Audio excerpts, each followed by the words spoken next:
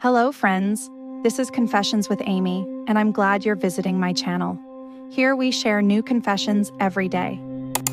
My name is Carol Harris and I am 57 years old. I lived for almost 6 decades, putting my heart and soul into my family, my work, and my home, which seemed to me like a fortress and a place of peace. All my life, I was someone you could always rely on, a caring wife, a devoted mother, a reliable employee. Mark and I have been together for almost 30 years. We've been through a lot, ups and downs, joys and disappointments. It seemed that our family was a strong union that would survive everything. He's always been my rock, and I've always been his rock. But this time everything changed. I was on a business trip to a conference in Chicago, an important event for my career that I had been preparing for months. It was a moment when I felt like I could finally take another big step forward in my life. And then, in the midst of all this important business activity, I got a message. His words were cold and harsh. I want a divorce. I found someone who really makes me happy. That same night, while I was trying to stop my hands from shaking and collect my thoughts, he sent me another text that was a low blow. I cleared our retirement accounts and transferred all the money to a private bank. You can have the house, I don't need it anymore. I was sitting in a hotel room, surrounded by business people to negotiate with, and a storm of resentment and betrayal roared inside me. My heart was breaking, but I knew I couldn't let the pain break me. In response, I sent one word: I hope you're happy. It wasn't just a phrase, it was my small victory, my recognition that I wasn't going to humiliate myself or beg for mercy. In that moment, I knew that the life I knew was over. But I wasn't going to fall victim to circumstances. This was my challenge, my new chapter. I was standing at a crossroads, with a shattered past on one side and an unknown future on the other. And I was ready to move forward, no matter what. I woke up in a hotel room in Seattle the next morning, not rested, with pain in my temples and an empty chest. I didn't know where I was right away. Thin rays of light filtered through the curtains, and my phone, lying on the nightstand, reminded me that this wasn't all a dream. Jerry's text message was still on the screen, like a burn on your skin. I found someone who makes me happy. I filed for divorce. I transferred the money to a private bank. The house is yours, I don't need it anymore. I didn't cry. At least not then. Something inside me had already broken, and in its place was a strange calmness. It was like the silence before a storm, as if my brain knew that emotions would come later. I had to think now. Fast and clear. I turned on my laptop, connected to the corporate network, opened Zoom, and held a morning meeting as if nothing had happened. Because in corporate America, they don't ask you how you slept. It's important that you submit your report on time, close the deal, and meet your budget. There were 20 people in my department all over the country, and I was responsible for them. Jerry can erase our marriage, but he can't erase my competence. After the phone rang, I closed the lid of my laptop and, for the first time in a long time, allowed myself to be weak. I sat on my bed and stared out the window, feeling not pain rising in me, but rage. Not sharp, not blind. It's clear, cold, and directed. Did he think he might just disappear, as if I were a temporary step in his biography? After 32 years of marriage? After all the years when I supported him, when he changed jobs, when he was sick, when he didn't know who he wanted to be? And now, found the one who makes him happy. I called my financial advisor in Denver. At a time when others would have been crying or complaining to their friends, I started collecting documents. Yes, he transferred our retirement savings to a private bank, but I knew something, too. All transfers leave a mark. And we were both registered as account holders. He just hoped I wouldn't notice. That I'll be busy with my work or my conferences. That I wouldn't have time for him. A mistake, Jerry. A very big mistake. After the call, I printed out the statements, forwarded them to my lawyer, and made a plan. Not for revenge. For my own sake. For the sake of regaining your dignity. So that every morning doesn't start with a sense of betrayal. In the meantime, I just ordered a coffee in my room. Black, no sugar. Bitter. Like the truth I now knew, if you want to survive, be strong. Especially when you are betrayed by those who swore to love you forever. So I decided, no more days depending on other people's decisions. My flight home was delayed for 2 hours. I sat in the waiting room, staring into my already cold cup of coffee, but my mind was elsewhere. Somewhere in Los Angeles, my husband was starting a new life, and I was literally going back to the ruins of the old one. When I finally entered the house, everything felt painfully familiar. But this familiar now seemed alien. I ran my fingers along the wooden frame of the door and looked at the wedding picture still hanging in the hallway. I didn't tear it down, throw it at the wall, or cry. I was just looking. It became part of some other movie that I wasn't in anymore. In the kitchen, I put on the kettle and just sat down for the first time in a long time. No laptop, no phone, no need to prove to anyone that I'm strong. I allowed myself a moment of silence. In that silence, I began to breathe for real. Then I opened my laptop. I created an email folder called New Chapter. It wasn't just a folder. This was the first step. It contains copies of all bank statements, emails from a lawyer, and access to all our investment accounts. Jerry was confident enough to think I couldn't do it alone. He was wrong. I wrote a letter to our financial advisor, who still had my power of attorney. I'd worked with him for years, and he knew I wasn't just Jerry's wife. I am an accomplice in every decision. Every year I watched how our savings increased. I knew all the logins, all the documents, all the weaknesses. From a legal point of view, Jerry couldn't have withdrawn the funds without my involvement. But he tried anyway. A day later, I received a notification from the bank, suspicious activity, an attempt to transfer a large amount to an offshore structure. Only I was already ahead. I blocked access and paused any conclusions. And notified the lawyer.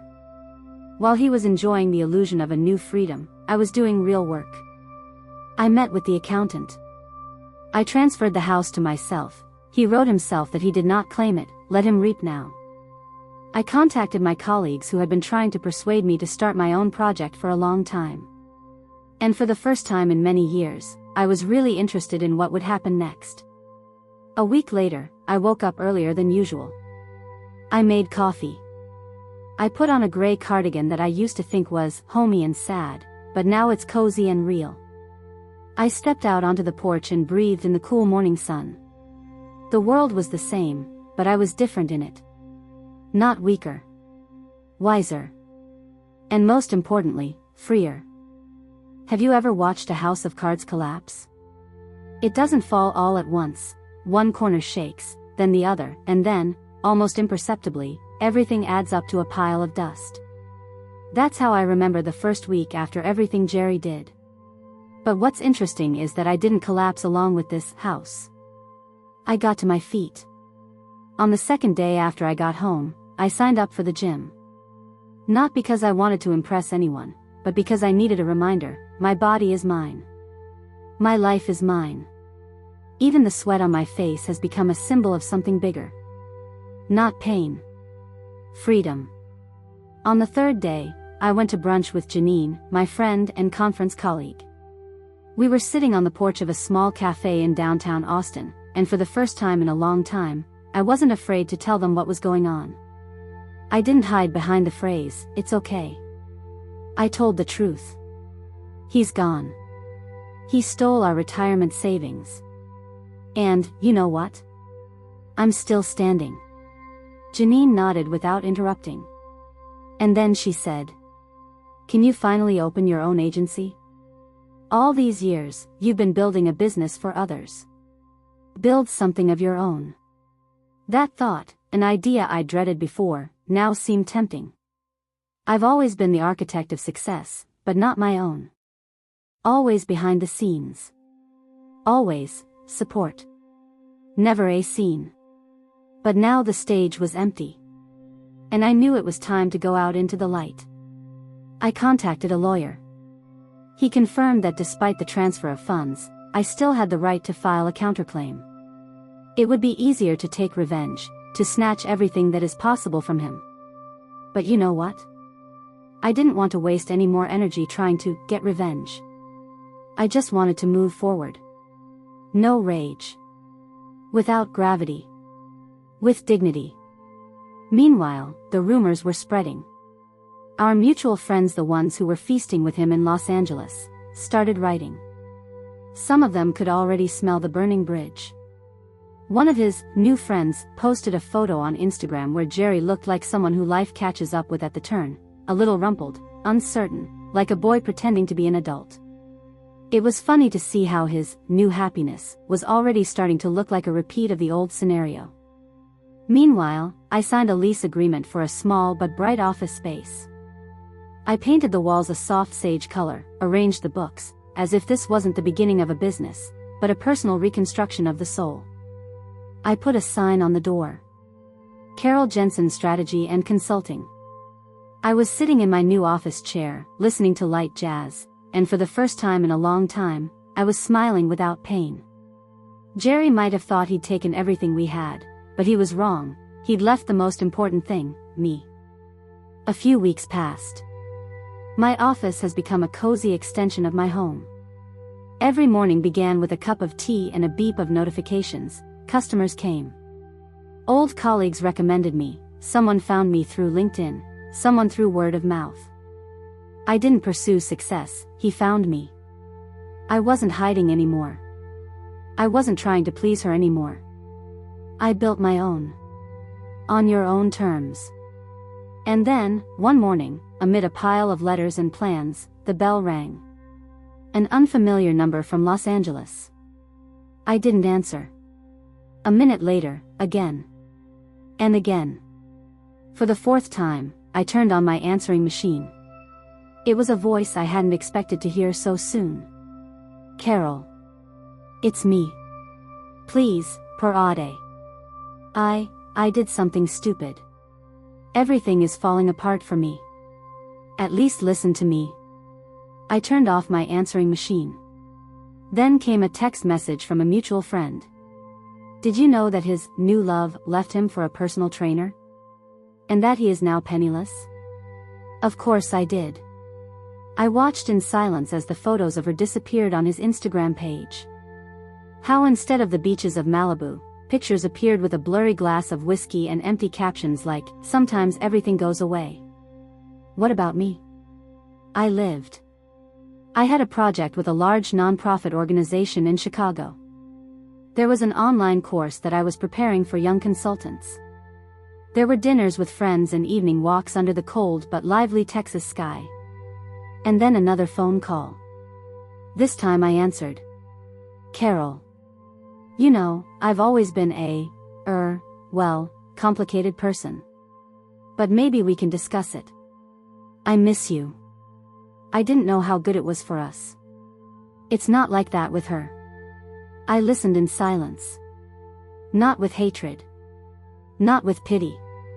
And with that strange calmness that comes only when you really let go.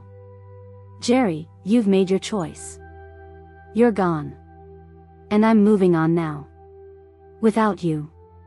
I was wrong. I know. Goodbye. I hung up. Not with a trembling hand. Not with pain. But with a sense of clarity. I didn't need closure anymore. I already had everything I needed. Freedom. Calmness. Meaning. That evening, I met Janine at a coffee shop.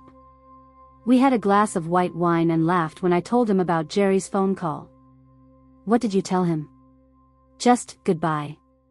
It was like the ending of a movie. No, Janine. That was the beginning of my real movie. Only now I'm a director. And it's true, the next morning, I woke up, turned up the music, opened my laptop, and continued writing a new chapter of my life. It's been 3 months since I last heard Jerry's voice on the phone. No tears, no tantrums, no shadow of doubt, I just kept going. It was the beginning of spring on the calendar. I stood on the balcony of my new office in Austin, holding a cup of coffee in my hand, and watched the sun slowly rise over the horizon, illuminating the glass facades of neighboring buildings. My life, so different and so right, no longer fit into the framework of the past. Once I opened a banking app. Not because I was worried, but out of habit. The score wasn't just fine, it was better than ever. Everything I'd invested in my career over the years, trust, professionalism, reputation, was now paying dividends. A letter from TEDx in Houston was waiting in the mail. We would love to see you as a speaker on the topic, how betrayal was my beginning. I stared at the screen for a long time.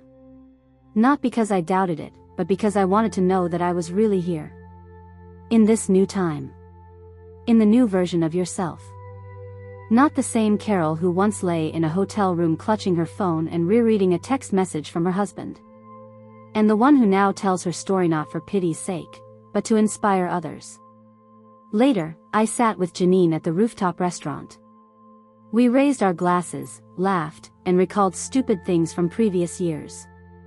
She said, "You know, Carol, you've become different. You're glowing." I've become myself, Janine. Just for the first time in a long time, by myself. Sometimes women write to me. Young, mature, divorced, in crisis, after being fired. And they all ask the same thing. How did you survive? And I tell them. I didn't survive. I lived.